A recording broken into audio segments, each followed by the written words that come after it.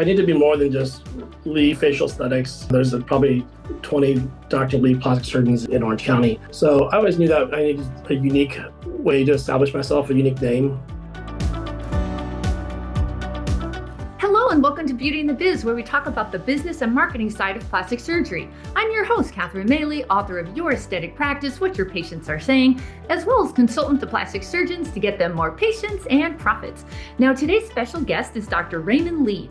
He's a facial plastic surgeon in private practice in uber competitive Newport Beach in Southern California for the past 20 years.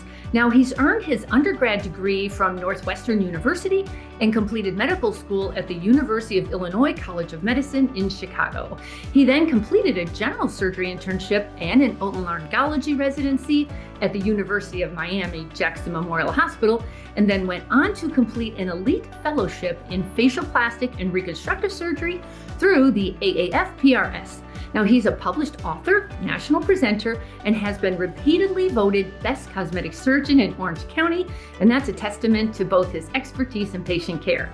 Dr. Lee's also committed to global outreach. He volunteers his surgical expertise to children in need through missions in Cambodia and the Dominican Republic, performing reconstructive procedures for congenital and acquired facial deformities. Dr. Lee, welcome to Beauty and the Biz. I'm so glad we finally got you on. Yes, thank you. I'm glad we got to connect. Thank you for that introduction. Been watching your podcast for several years now, and happy to be on here. Oh, that's fantastic. So I'd like to start with just why this specialty? Why facial plastics? So, going further back, my father, who was an OBGYN, I saw him operate when I was in I must have been in junior high, and I got to go to the operating room, saw him in there, focused, gown and glove, and I thought that was pretty amazing. I didn't want to do hysterectomies, but something about being in the operating room and working on the body appealed to me. So, fast forward in medical school, my thought was to be a plastic surgeon. I actually didn't know facial plastic surgery existed. It was just, right. I was actually, my path was to go to general surgery and then do back then I think it was like a 5 and 2 plastic surgery. But at some point, someone in my freshman year or in my first year, an ENT resident kind of tapped me on the shoulder. We used to work out in this sort of old building, this old gym somewhere on campus at the University of Miami. And he was like, you're pretty cool. You're too nice to be a general surgeon. Like you should join the otolaryngology residency. There was a first year intern that was leaving for anesthesia, and so I was like, okay, this sounds interesting. And they told me that you could do plastic surgery. There's facial plastic surgery. You could still be a plastic surgeon doing, I think whether it's general surgery, otolaryngology, neurosurgery, orthopedics, you can still go into that pathway as well. So I got accepted to that position and became really enamored with facial plastic surgery and specifically rhinoplasty at the University of Miami. There's a few big names, Rick Davis and Bob Simons. I thought that was the path I would take, would be like to really get into rhinoplasty, but it did take a different turn ultimately. So you do a fellowship, and the big question is always, then what? Yes. So did a fellowship with Bill Beeson in Carmel, Indiana. Yeah. It was primarily an aging face practice and I got to see how he ran the office, how things were set up. A solo private practice. I can tell you, so my goal was to come back to Southern California where I kind of grew up. My family was living in San Diego at the time. So it had been like, a decade of school trying to come back. And it is really hard. If you did not train in that state or go to medical school, it's very difficult to set up a practice or find opportunities. So being in Miami for 5 years, Indianapolis for a year, and going to med school in Chicago, to go back to Southern California was extremely hard. So I just cold called a bunch of plastic surgery offices. Most of them went unanswered. Sent my resume out. One well-known guy told me that it's not possible to be a facial plastic surgeon in Southern California. It's too competitive. Look somewhere else. So I interviewed with different institutions, university at Kaiser, and ultimately, during our fellowship year, there was a company called Lifestyle Lift that was heavily recruiting um, fellows, and I called them up and interviewed with them. And at that point, they said, you could pick any major city in California, and it's yours. Eventually, I ended up in Orange County. I was the first doctor at that office. I actually treated it like my private practice and got so many cases out of that. It kept going and going, and then every year I was like, I've solidified my skills. I should move on. Stayed there for about 9 years and did several thousand cases. So it was definitely a place where it wasn't easy, but it was a great way to start until I was kind of forced to go on my own. They were amazing. They came on so strong. I love them for a surgeon who needed to get some experience under his belt. I thought you can go that route or you can go the Kaiser route. I thought the lifestyle route was a better route because they really knew how to market. They were handing you the patients, right? For sure. I did. So my first 9 months, I did it my first year in practice. There was a big Newport Beach cosmetic surgery meeting. I think Dr. Brennan. I know it well. I went every year. So I got invited by one of the faculty, and I presented on my first year experience. So my first 9 months, I presented on 400 facelifts. And there was like a gasp in the audience. Like they didn't believe it. But there were more simple SMAS type lifts that definitely evolved. So my first 9 months, 400 cases. And along with that, you had to do blepharoplasties, chin implants, liposuction. Eventually, the procedure just grew. So it was up to the surgeon to see what I could do whatever I wanted to. So eventually, it became a full-on SMAS lower face and neck lift. I mean, it was something we did under local, which is a good skill to be able to do these cases under local. Now I do them all under local and IV sedation, but we were doing 2 or 3 facelifts a day, 4 or 5 days a week, as many as you wanted, as you could. But again, it was up to. There was no true lifestyle lift. It was what that surgeon wanted to make of it. So I just tried to do the best work possible, deliver the best results, and eventually, not just gaining patients from the advertisement, which was radio and TV. In the end, it was mostly word of mouth too. Nice. I know on my 50th birthday, that mailbox, I had my packet, and they were such good marketers. I'm just taking it from a marketing perspective. Yes. Because the quality control, I think, was an issue for them. And the marketing results and promising an awful lot for there were no stitches. There was a Band-Aid, So you didn't know, the marketing didn't tell you what exactly was the procedure. It was a true, we opened the neck from chin to ear. It was for most of the doctors who, like a lot of my patients were on the commercials at some point. It was a full-on SMAS facelift, neck lift. I mean, it was but the whole ad was the checkpoints were no downtime, no pain, no anesthesia, like general anesthesia, Band-Aid. Like the whole thing was exactly what the consumer patient wants. Correct. Yeah. Transformational result with no hassle. Yeah. So it was a lot more than that, and it was just about directing your patient to understand. I think that was the hook, but then you really have to explain in your consult to the pre-op. But I think that's where they got in trouble, because when you say one thing and then it turns out, well, it's not exactly that. And then you never met the doctor. Like half the time I think towards the end, it was getting out of control, and I think they were getting in trouble and there were some issues there. But you still, even though you had to disconnect from them, were those your photos? Did you still get to own your own patient? No, I would say because it's a corporate practice, and even though there are a lot of the advertisement, a lot of the patients that were advertised were from a select, the top docs, and we were the ones that were doing the work. But no, they weren't our photos to use. I mean, there was no social media back then. There was no individual websites, so it didn't really matter, I guess, because we were so busy. Owning the photos at that point didn't really matter. And I mean, and luckily, even to this day, I see, after operating on probably 3,000 patients there, I still see a patient probably once a week in my office from the former practice, ready for their second lift. So it's definitely, and all those patients tell more patients, and it definitely was a blessing. Okay, good. Did you were you in Newport Beach with them? We were near South Coast Plaza, so it wasn't in Newport Beach proper. But How did you end up in Newport Beach? Because you couldn't have entered a more competitive arena.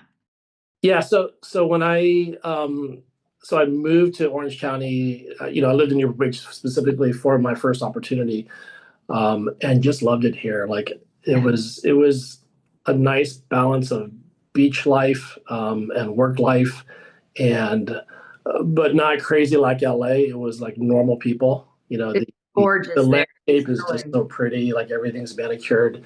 I'm really fortunate to live here, and I didn't necessarily know what Orange County was. So I didn't really have family here. They were in San Diego, and San Bernardino at the time. But it was really a beautiful place to be. I mean, I love Miami Beach, where I did my training, so I wanted to be somewhere near a beach and an ocean. So this just was the perfect place to land, and having that breadth of patience, carried me into the next phase of my career. The smartest practices know a big part of their practice growth comes from retention, referrals, and repeat treatments, not just from new internet stranger leads. That's why I created the KISS Loyalty Club, a done-for-you system that keeps your patients returning, referring, reviewing, sharing you on social media, and completing surgery. Discover how KISS can grow your own practice revenues by visiting kissloyalty.com today. So then did you decide to go out on your own, or did you join another practice, or how did you enter that marketplace? So in 2015, so 9 years later, so it was a bit. So basically, at some point, there were actually like 5 or 7 doctors. There were part-time doctors on the weekends, and there were a lot of surgeons, well-known surgeons, that all worked there at one point. So when the economy went down, and the sort of the collapse of that entity, I was the only doctor. I was the first doctor there in 2006. I was the last doctor still working in 2015. So I was still pretty busy, because it was just, I kind of outlasted everybody.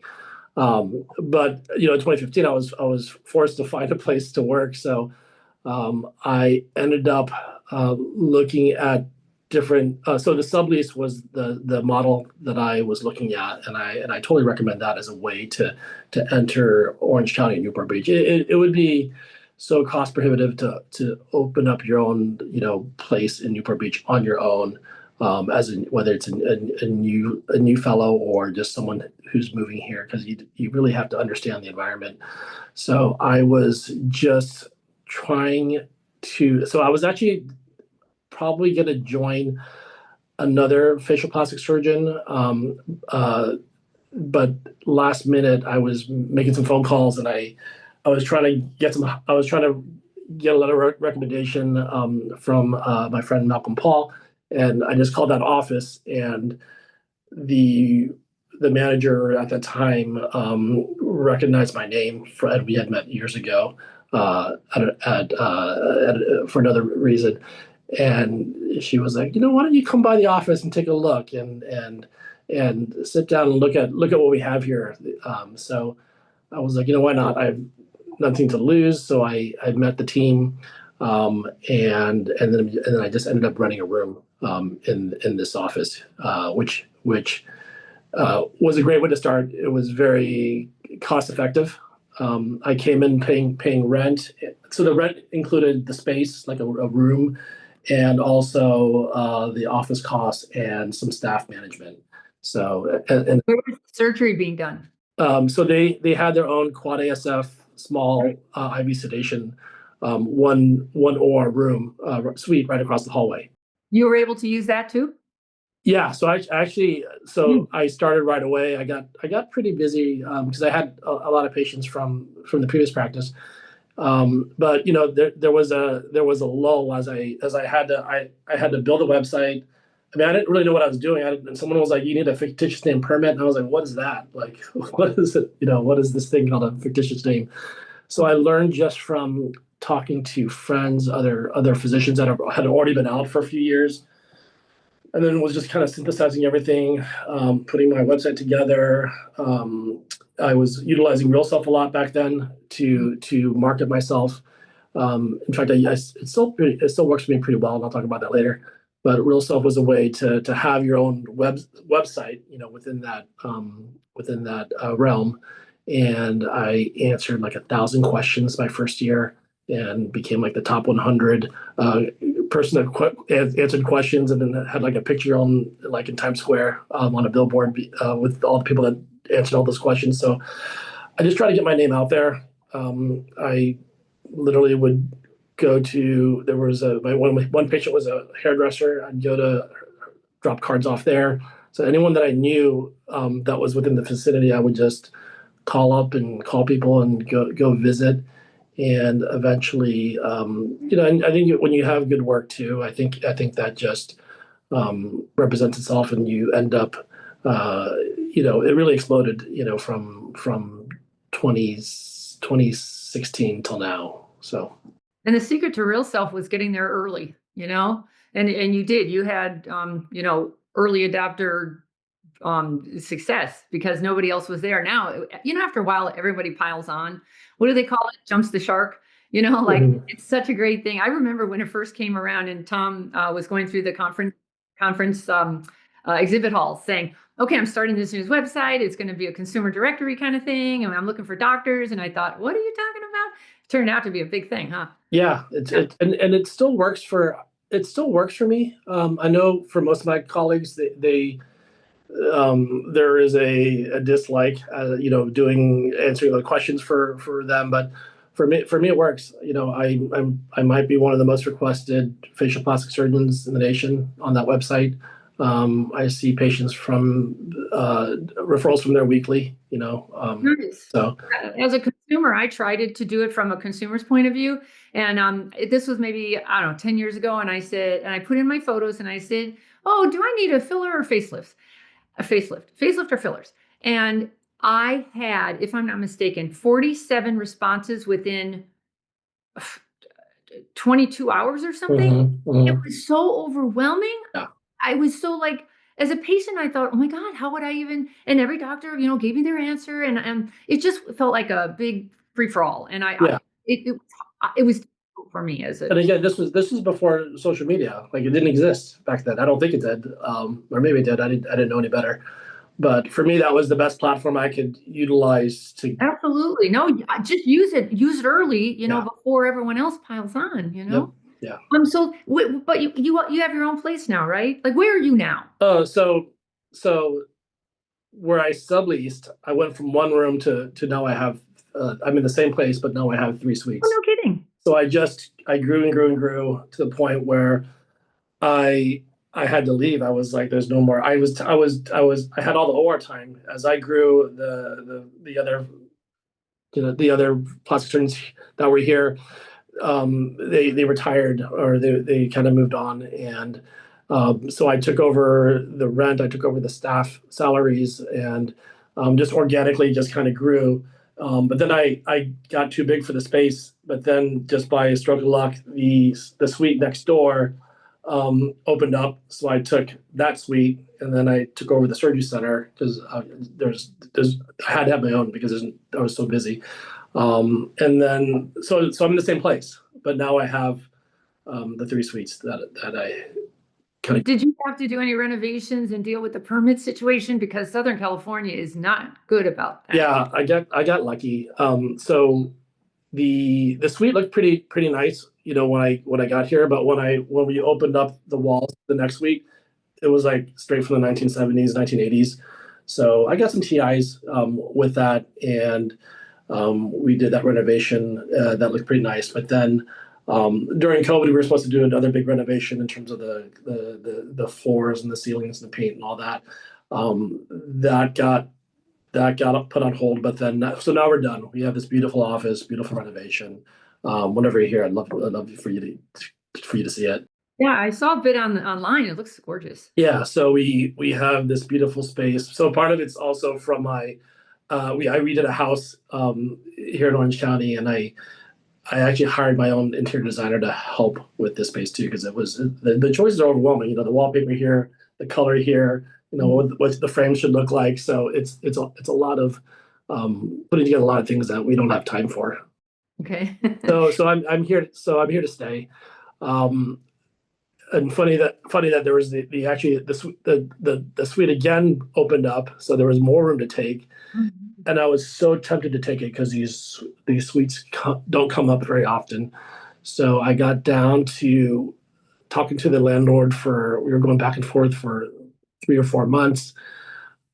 They got me the paper. I was gonna sign it, and I just got cold feet because I was like, things just felt kind of weird. This was like, maybe a year ago with the elections and there was some uncertainty. Things were kind of getting a little less busy. I had brought on a colleague, so I thought we'd need more room. But in the end, it was a smart decision to pull out, and I didn't end up signing that. And so for now, I have a good amount of room for me. It's like a 2,400 square foot office with a 400 square foot surgery center. The surgery center is tiny, but it does its job. And is it still just IV sedation, or is it open to any kind of anesthesia? I do. So it's quad ASF class CM. So it's only for IV sedation. It's probably not big enough to have general anesthesia equipment. But for me, I do all my facelifts under IV sedation. In fact, I prefer it that way. I think it's easier without a tube in your mouth. So and people like that IV. And the patients are requesting more now than before. Yeah.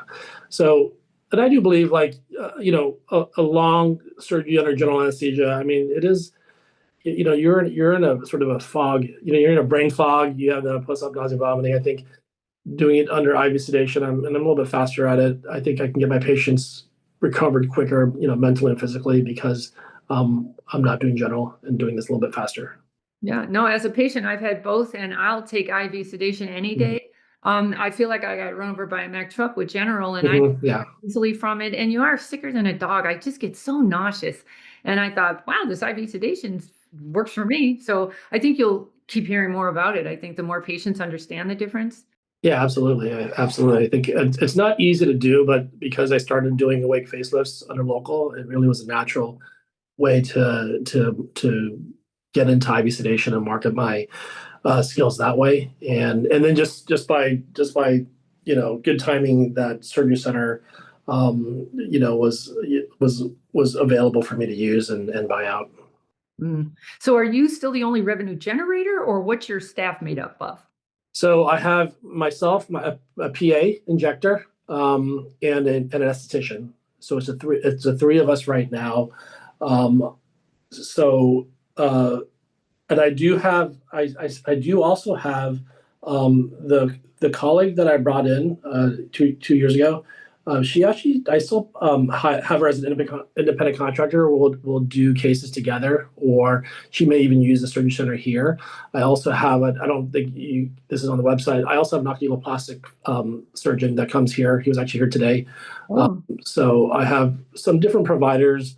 When I made Faceology, I wanted it to be like all-encompassing, the place to go for the aesthetics of the face. So I needed someone to do rhinoplasty, hair transplant, more complex eyelids. So I wanted to bring on a few more people, but it's not as easy to get everyone busy as I thought it would be a lot easier, especially post-pandemic when we were like 6 to 8 months booked out, and it was like we'll just bring someone in and.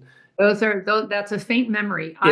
Surgeons just count that up as a gift from God and move on. It's not going to be like that again for probably our lifetime. So it was hard to translate. My face of patients are here to see me. I thought maybe I could transfer some of that over, but it was harder than I thought. If you could layer it, your plan A, and if they don't have the time to wait for you or the money to pay for you, then here's plan B. I have found that to work very well, but I don't know. Maybe your patients are So devoted to you. we actually did that. We actually had a plan B, right? A less price option. You can get in quicker. And we were marketing that on social media, and it actually worked. We were getting some movement. But as we were getting that movement, we decided to go. She decided to go on her own, which is fine. So it is what it is.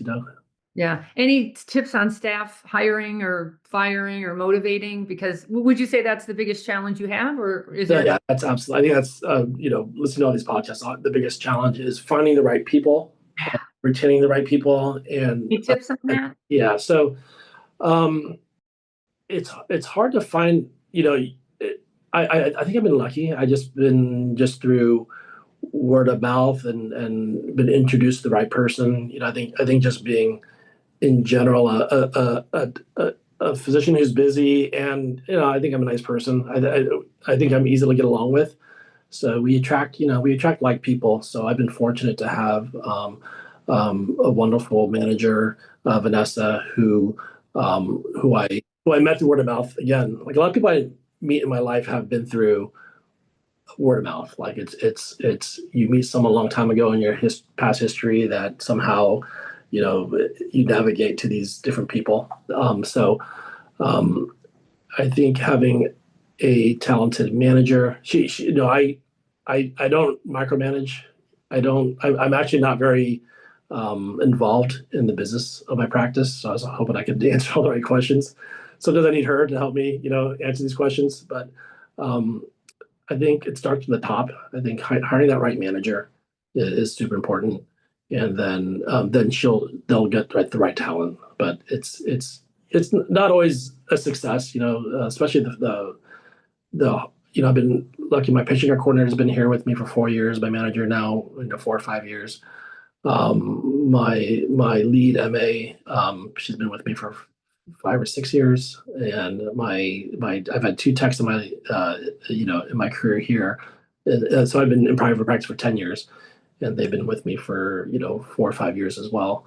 So I've been lucky to have employees that have been with me for a long time, and we all have a fun time, coming to work and getting our patients nice results. But the challenge is, when you do that, get that turnover, it's starting over again. It's trying to teach everyone. I think it's important to what do you call it? Cross train your team. So my patient care coordinator was formerly the front desk, so she can do some of those tasks.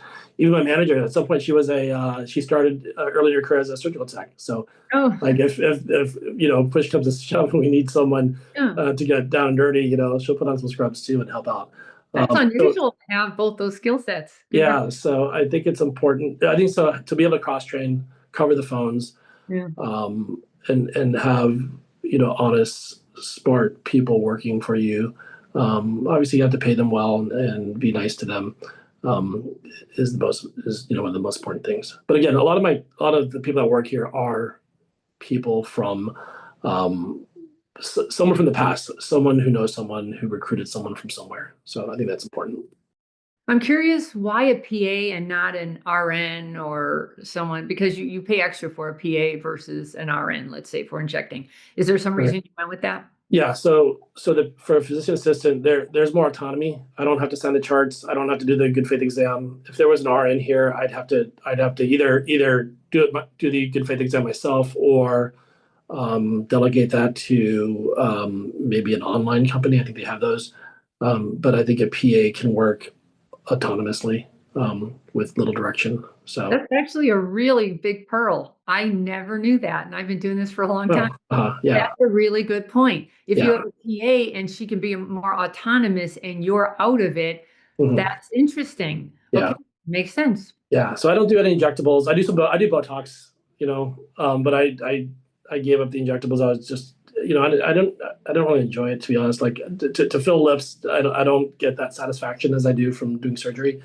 And if there's someone that's better at it, so be it. So, she does a lot of energy devices and fillers. And, it takes that load off me, and I can focus more on surgery, post-op patients, pre-op patients. So given all you've done, because you've been around a long time, what's the biggest mistake you made that others can learn from? Oh, biggest mistake. I I haven't had any disasters. Honestly, I've been kind of fortunate and lucky that the things and people and places have come into my place. But I'd say be careful signing like long-term contracts. Things that you're tied into, whether it's an EMR system or even just. I think we're still paying for like a Cox cable or something that we don't even use. Like we're stuck using them. I start seeing these recurring charges. I'm like, okay, this is like $600 every month for like the last 12 months, and we don't even use them. So that was just an honest something that slipped through the cracks. So I would say be careful signing big contracts. Yeah. And if you're signing a lease, ask for as much TI as you can. Yeah. You know. Talking about that, it's even the little ones that'll get you. Like all these internet digital apps that you need. We have this Twilio account, and we were using it for texting, but they never approved our texting, and we have been paying for it forever. And I kept seeing it on the bill, and I tell my staff, cancel the darn thing. And sure enough, I had to handle it myself because there's no way to cancel this thing. And I finally went, wait a second, I'm just going to cancel it on my end from the bank. It's fine. But those add up so much. They do. Every year I would look at that statement and say, come on, you guys, are we using half of this stuff? Yeah. So you got to be, you have to look at all these little charges. I don't look at it in detail so much. I kind of delegate that, but every now and then I'll like log in and be like, I gotta look. I'm the business owner. I need to pay a little bit better attention. So, but yes, those little things add up. Yeah. So let's talk about marketing, because early on, where did the Faceology MD trademark come from? Okay. So going from a national practice to a local practice, I was like, I need to be more than just Lee facial aesthetics. There's probably 20 Dr. Lee plastic surgeons in Orange County. So I always knew that I needed a unique way to establish myself, a unique name. So you're from California, so there's this pizza chain called Pyology, so you're probably aware of. And I remember in my shower, my wife had a shampoo called Pureology. So she helped me. I use that myself now. So she helped me coin the name Faceology, and I was like, that's genius. Like, it's the study of the face. So I tried to acquire that name. So I looked at the trademark and the website. So Faceology actually the trademark was already taken. It was someone who was doing it for skincare, but it was actually not being used. Faceology.com was not in use either, and I don't know where it was being used. So I just pivoted to Faceology MD, right? So I was able to trademark that. And then I got lucky. I think one night I was always looking at, because I always wanted to acquire the name Faceology because if I ever want to sell the name or sell the practice, I need to own that name. So one day in the middle of the night, I got onto I think GoDaddy has auctions, like abandoned websites, and Faceology.com was abandoned. So it was going to auction. So, and there was a countdown like when it was going to be auctioned. So the day came on, I just started bidding. I would wait for the price to go up, and no one was really bidding on it. So long story short, you can kind of I think you could press when you're buying a domain or auctioning a domain, you can say, I will pay X amount up to a certain number. So I was like, the increments were so small and so little. My desire to have that website was high. So I just said, in the end, I think I paid like $450. Oh my God. But what was funny, they wanted my PayPal to do it. And I was like, what? I don't even know my PayPal login. I was like stressing out because the auction was closing. I got my login. I had 2 computers running. So I got the login, I got the website. And then I think a year after that, the trademark went on sale. So whoever owned the trademark didn't want it because she wasn't using it. It was some person in the East Coast. So my trademark lawyer reached out to her, and I got the trademark for, I don't know what I got it for. It wasn't that much. So I unified the trademark with the website. So I have both Faceology trademark and Faceology MD.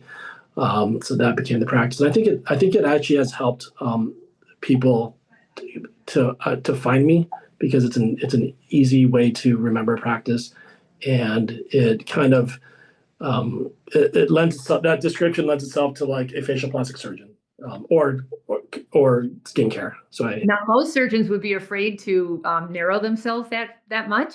I think it's brilliant. Faceology, we know what you do. You know, as a patient, I would remember that forever. And it's sellable. It's a great asset to have for down the road. Everything about that is fantastic. And the patients who know you will come for face and stay for whatever else. Yeah.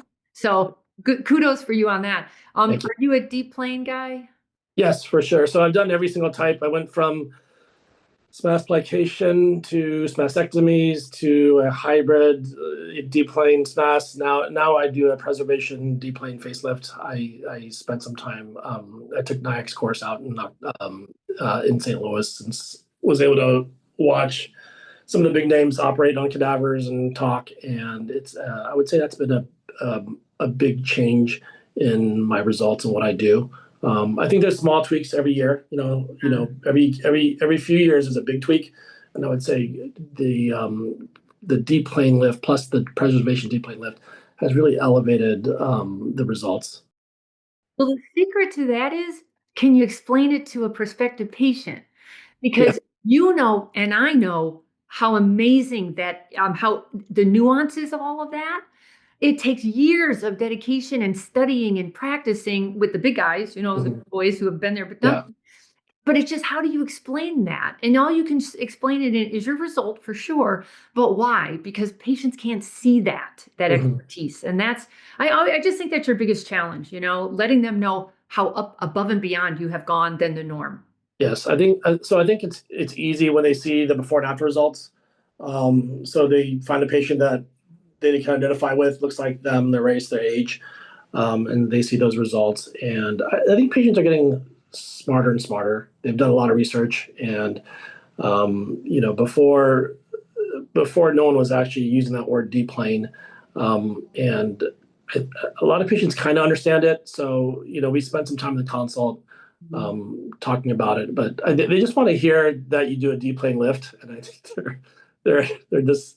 I think they're happy, but I tell patients, it's not about the technique. I could probably do a better SMAS lift than someone who's 3 years out of practice doing a deep plane lift. Like everything matters. It's not just that one release. It's how the incisions come up, how the neck is sculpted.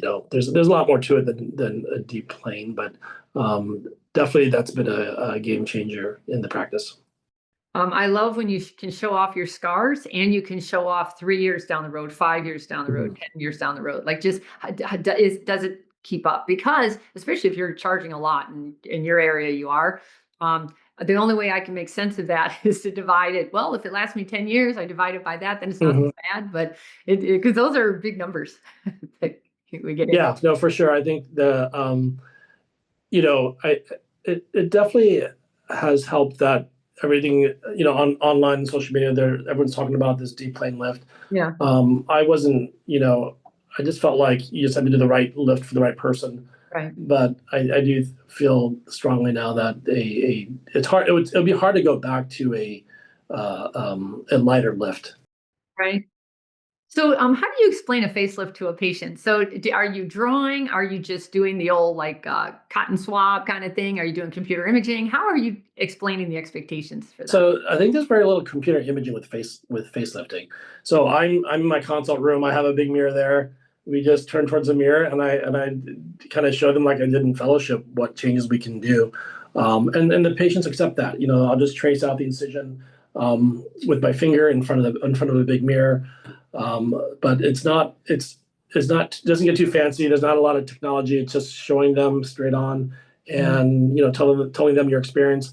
I think things might be an easier sell because most of my patients are from word of mouth. They're either coming in with a patient, or their brother, their aunt, their cousin, or someone else just had it done.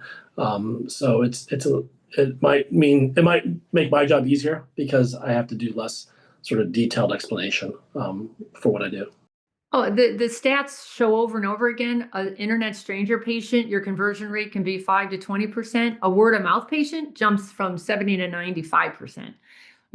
Just so obvious, because if my girlfriend tells me he's the greatest, you got to go to him. I love her results. I mean, that's just almost a slam. Mhm. So Yeah. yeah. Where are you at with social media? Is it a big part of your life? You don't care? Where are you at? So I have a company that runs our social media. I think we do our daily posts. She's been with us for probably about 3 years now. So I'm not one of those guys that's involved. I'm actually, I say, do your thing. This is what I want to show. Show off the med spa, show off the skincare line, show off what the esthetician can do. Let's do some education. And so she comes here twice a month to shoot stuff in house.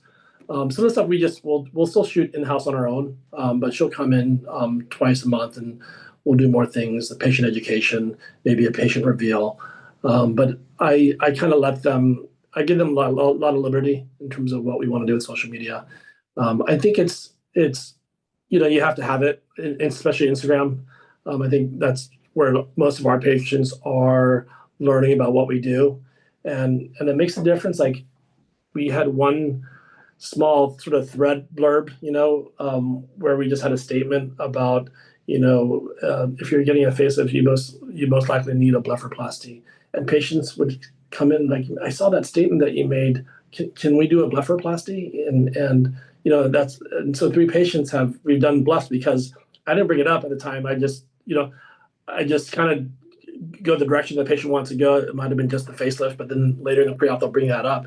And so it is pretty powerful when patients will see what you're teaching or what you're saying. I mean, they're listening, so they're actively listening. Your followers are tuned in. So I think it really is important to educate and tell patients what you can offer. Do you have any tips for how you get them to consent to before and after photos, or a video with you, or doing a little patient journey? Any? Yeah. So usually at the 1 month, maybe 3 month post-op visit, we'll give we give the patients their before and after photos, in a folder, and I'll just sit down and talk to them, and I'll be like, listen, Jane, I completely respect your privacy, but we love your before and after photos. I think there's a patient out there that would love to hear your story, that can identify with you. Would you be willing to either share your photos, and if they kind of get a little nervous, I'll say, and we can just cover up, the upper half third of your face and just show your lower half. So I would say half the patients are okay consenting for the whole full face. Half the patients just want the lower half. But out of those, now I would say only about probably 20% of the patients will actually, want to do anything.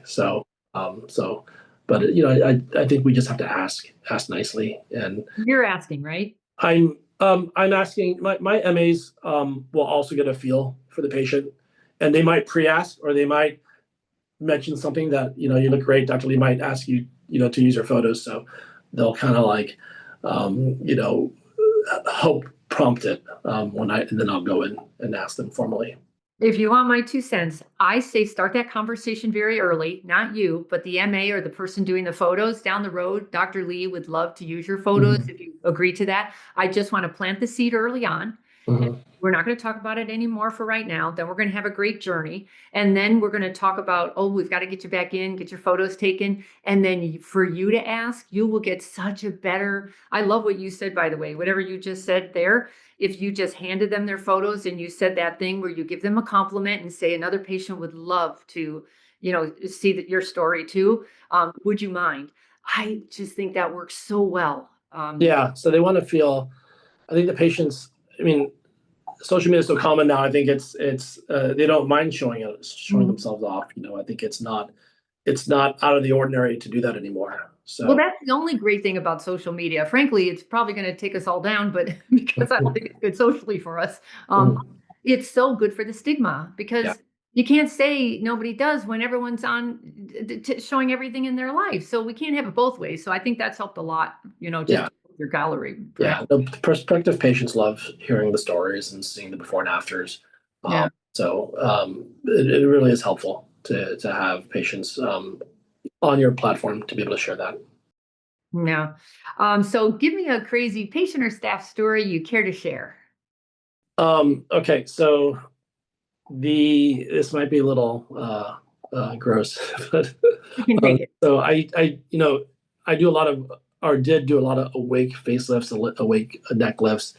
And most people do like lipo, platysma, chin implants awake anyways. Or when I say awake, usually with some oral sedation.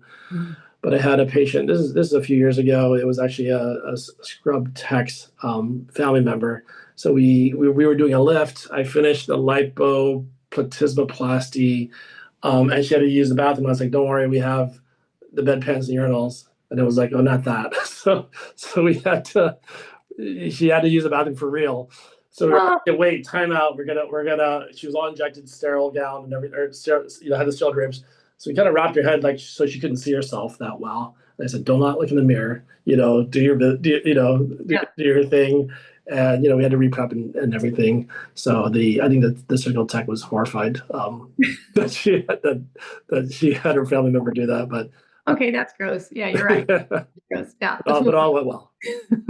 So, how about tell us something interesting we don't know about you? I will tell you one thing. I think you are the most tan surgeon I've ever seen. In the summer, you get the best tan. So, congratulations. You must have right on the beach. Yeah. Yeah, so thanks. I was actually at the beach yesterday Yeah. with my kids. So the unique thing is like I have a 6-year-old. I started late. I got married late, and so when most of my colleagues and classmates have kids that are in college or graduating high school, here I'm starting at 6 years old. So we're at the beach, we're at the pool. So another interesting story is that we were at a local water park, and I'm with my son, and we're waiting in line to go down a ride, and these two girls turn around and start, chatting, and my son is a little quieter, so I'm doing more of the talking. And then we're about to get on the ride, and they were like, "Who are you to him?" And I was like, "I'm his dad." And they're like, "Oh, we thought you were his grandpa." And I was like, "What?" So that hit me hard because it was the first time, I'm in my early 50s, which I think early 50s is like the beginning of an old person, right? Oh my God. So How I old are finally, these girls? oh, they were in first grade. Oh my God, that's Yeah, adorable. yeah. Oh my God, that's so They cute. might have been If in they were kindergarten. I teenagers, think they knew. Yeah. They were just young. oh, that's cute. But then for the rest of the day, I was like, was it my bucket hat? Was it my rash guard? Was it the grays in my hair? Like I felt like a patient. Like I was like, this is real. This hit me. So later that Oh, that's month, just too I much got my hair fun. colored because it would bother me so much. Isn't Uh, it funny? so I dyed my hair for the first time, and I was Oh, like, oh yeah, I feel a little younger now. So I kind of know. I've never done any other aesthetic surgery, but I felt like that was like my wake up call to do something because of how someone judged me or labeled me on the outside for how I looked. vanity strikes again. There's a saying, I don't mind getting older. I just don't want to look old. Yeah, yeah, yeah. It's so true. When it starts to really hit you, you're like, oh, come on, I'm not ready yet. Mhm. So you just keep doing what you can to just stave it off, whatever. Yeah, yeah. So that was my first experience of Oh, that's so funny. feeling that. Yeah. So if anyone wanted to get a hold of you, I know your website is faceologymd.com, killer name, and your Instagram is faceologymd. Is there any other way they can get a hold of you if they wanted to talk about you and your practice? That's probably the easiest way, is either through the website, info@faceologymd.com, or DM. I actually see my DMs. I'm not always posting, or I don't really post, but I do see the DMs out there, and they'll bring it to my attention. So if anyone has any questions about, what we're doing, or, what I've done, please reach out. Absolutely. Well, thank you so much. I really appreciate you being on. And everyone, that's going to wrap it up for us today. If you would please subscribe to Beauty in the Biz. We just did 100,000 podcast downloads. And we want to grow the audience even more. And then if you've got any questions or feedback for me, please leave them on my website at catherinemaley.com, or you can certainly DM me on Instagram at Catherine Maley MBA. Thanks so much, and we'll talk again soon. The fastest way to success is to model other successful surgeons who have what you want, but you can only see their results, not the path they took to get there. So you continue to jump from one thing to another, hoping to find something that will work for you too. But it rarely does. So try this shortcut instead. It's guaranteed to move you forward. I compiled my intellectual property to grow cosmetic revenues, everything I've gleaned over the years, into one playbook of the most successful practices and what they do to win. Go to cosmeticpracticevault.com and let's grow your cosmetic revenues.